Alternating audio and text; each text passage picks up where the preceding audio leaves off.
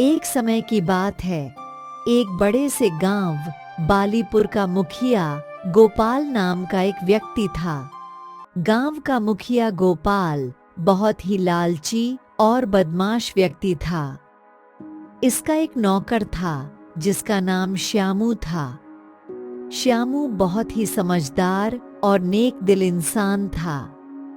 गांव का मुखिया गांव के लोगों से हफ्ता वसूली किया करता था। हफ्ता वसूली के लिए उसका नौकर श्यामू जाया करता था। देख श्यामू, और सारे लोगों से तले आना। मुखिया जी, अब की बार लोगों के फसल अच्छी नहीं हुई है। तुम्हें जितना बोला है उतना करो। गांव के सारे लोग गोपाल मुखिया से बहुत परेशान थे। वह गरीब मजदूर और दुकानदारों से भी हफ्ता वसूली करता था।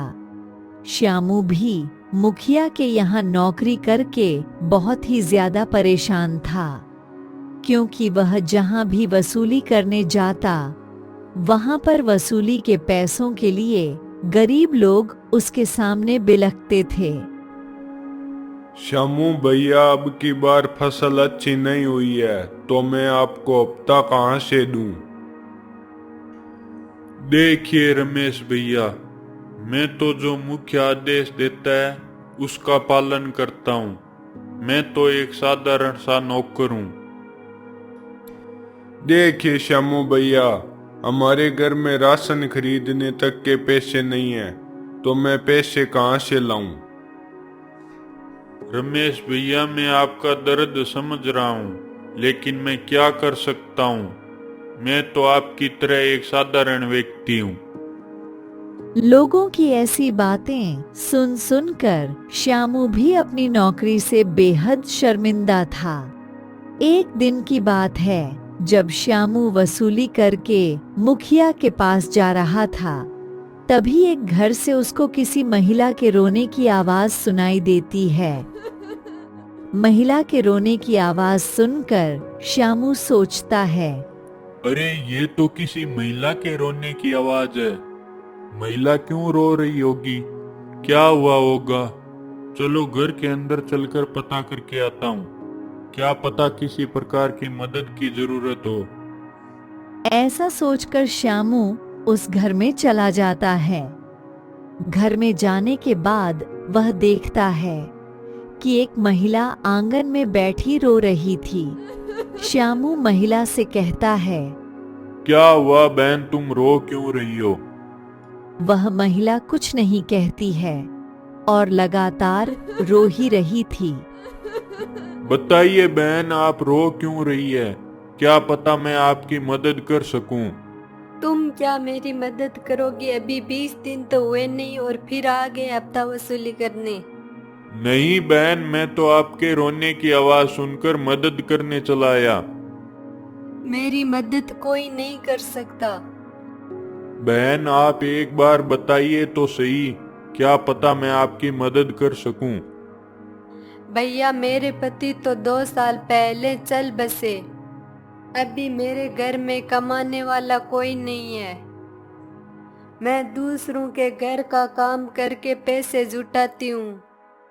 उससे जैसे तैसे घर का गुजारा हो जाता है। अभी मेरी 2 बेटियां शादी के योग्य हो गई है। बगैर पैसों के मैं उनकी शादी कैसे करूंगी? अभी बताओ, मैं रोऊं नहीं तो क्या करूं? मेरा सहारा कौन बनेगा? कौन मेरी मदद करेगा? श्यामू मन में सोचता है, बेचारी बहुत बड़े आर्थिक संकट में है। मैं ये वसूली के पैसे इसको दे देता हूँ। मुखिया जो भी दंड देंगे मैं उसको भुगत लूंगा।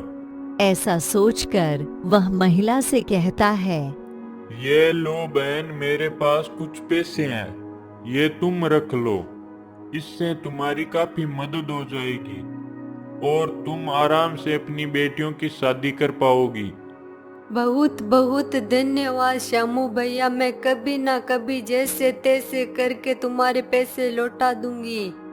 ठीक है बहन, अभी मैं चलता हूँ। ऐसा कहकर वह मुखिया के घर चला जाता है। आ गया श्यामू। हाँ मुखिया जी। चलो लाओ, आज कितने पैसे लाए हो?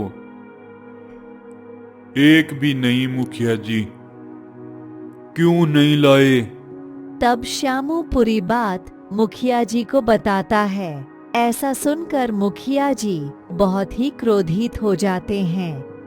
तुम मुझे बगैर पूछे ऐसा कैसे कर सकते हो? मैं ऐसे दान करता रहूंगा तो मेरा धंधा कैसे चलेगा?